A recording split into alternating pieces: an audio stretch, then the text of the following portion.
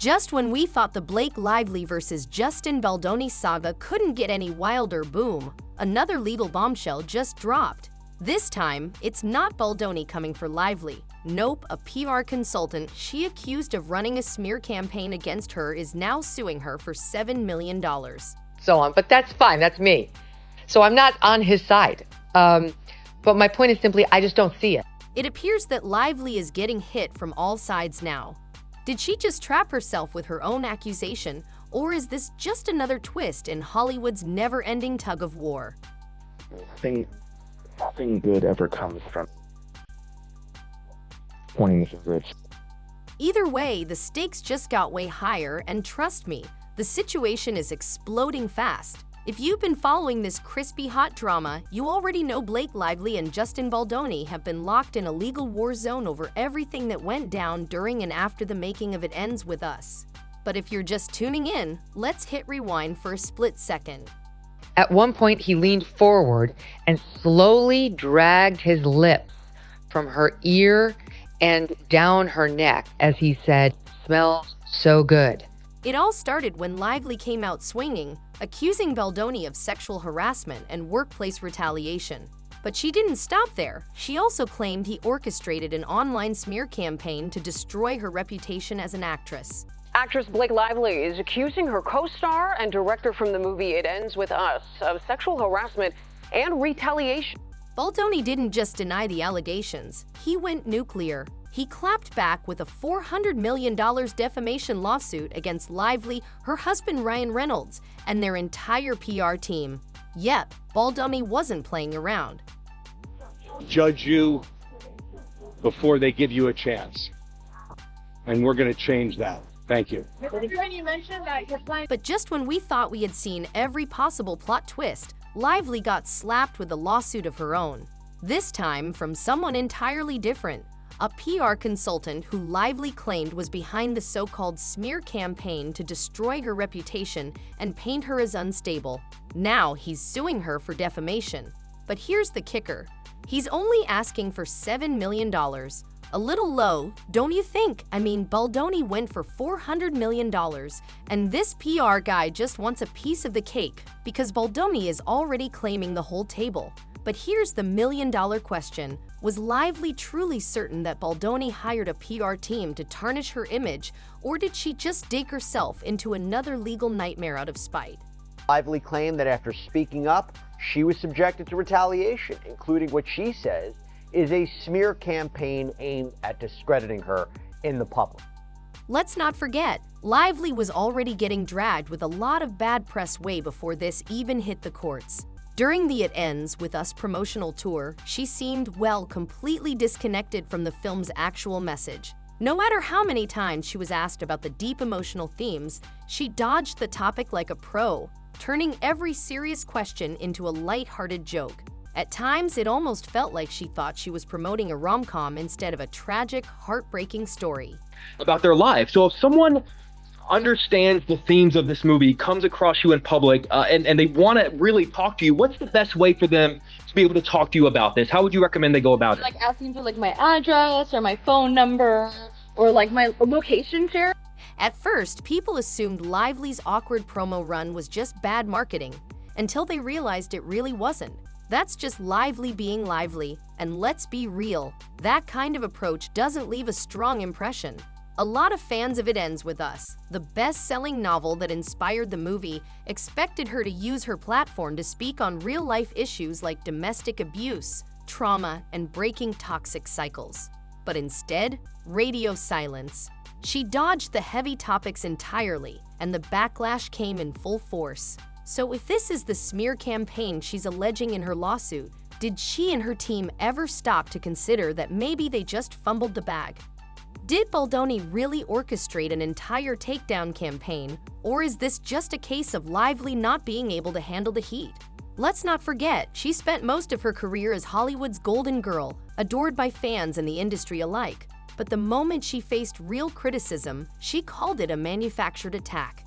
He didn't even get to see it. He was in the basement at his own movie premiere, and then she had the nerve, because she had 2 minutes of bad publicity when the film hit, to come out and try to blame it all on him. Well, now the tables have turned and Lively is the one being accused of spreading lies. PR consultant Jed Wallace, the man she claimed was orchestrating a digital takedown campaign against her, is now suing her for $7 million, and he's not holding back. According to Wallace, Lively flat out lied about his involvement and had zero evidence when she made those claims. The most embarrassing part? He says she only started looking for proof after she'd already gone public with the accusations. Wallace's legal team is calling it a reckless smear job, claiming Lively has destroyed his reputation, cost him millions in business losses, and dragged his name through the mud for absolutely no reason. Jed Wallace, a PR person, saying he's losing millions in clients because of Blake Lively's defamation. And here's the real kicker. Wallace says he has never even met or spoken to Blake Lively, not once. Not in person, not on the phone, not even a casual "hey, how's it going?" at a Hollywood event. So how did he suddenly become one of the villains in her story? Lively claimed that Wallace was the mastermind behind a weaponized digital army working to ruin her reputation and boost Baldoni's case. But Wallace is saying this entire narrative is fabricated, and now he's making Lively pay for it. The question is, who's telling the truth, Jed Wallace or Blake Lively? Because right now, it's not looking good for Lively, especially if it's true she didn't have concrete proof before naming him in her lawsuit.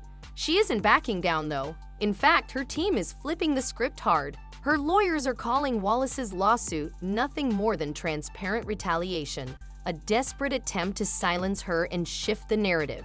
They claim this isn't about reputational harm, it's about protecting some kind of power structure that doesn't want its secrets exposed. And here's where it gets even messier. Lively's team is now saying that Wallace was never just some neutral PR consultant.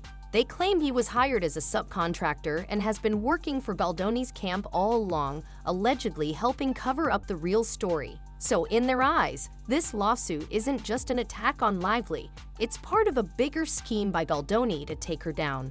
Lively's lawyers insist they'll be holding Wallace accountable in federal court. But here's the plot twist. If Lively was so certain about Wallace's involvement, what's with the rumors that she suddenly withdrew her request to depose him? Did she realize she didn't have the receipts, or is this just another strategic legal move in a battle where everyone's playing chess with lawsuits? One thing's for sure, the stakes just got even higher. In their incendiary complaint, where they're trying to do their best to bash him and the PR team, I don't see that the second loop closed. When this drama first exploded, Lively owned the court of public opinion. She had all the cards and she played them at will. Baldoni was getting dragged all over social media, fans were calling him creepy, and the internet was pushing for his cancellation hard. One of the biggest bombshells in Lively's lawsuit that got people reacting this way was the claim that Baldoni never stopped making inappropriate advances, flirty remarks, leaning in too close, and even stealing kisses. But where Lively may have shot herself in the foot was when she pointed to a specific behind-the-scenes moment, one she believed would prove Baldoni's inappropriate behavior on set. She writes, on another occasion, Mr. Baldoni and Ms. Lively were filming a slow dance scene for a montage in which no sound was recorded. Mr. Baldoni chose to let the camera roll and have them perform the scene, but did not act in character as Ryle. Instead, he spoke to Ms. Lively out of character as himself. At one point, he leaned forward and slowly dragged his lips from her ear and down her neck as he said, "Smells so good." Honestly, if Baldoni had actually made a move like that toward Lively, it would have been seriously creepy. For a while, a lot of people believe he did, until he shut it all down in one swift move. Turns out, Baldoni had receipts of the exact on-set moment Lively described in her lawsuit, and he wasted no time dropping the unedited footage like it was hot. Let's just say it changed everything. In the leaked behind-the-scenes video, the moment unfolds, but not the way Lively described it. In fact, it contradicted everything she claimed in that lawsuit. Romantic. Oh my gosh, we don't stop. Staring. You just stare. Literally, we've done it for like 5 minutes.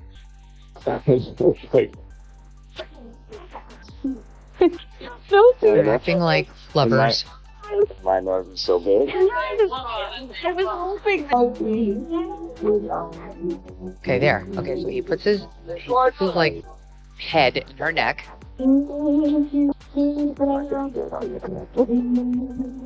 It says, "Am I getting beard on you?"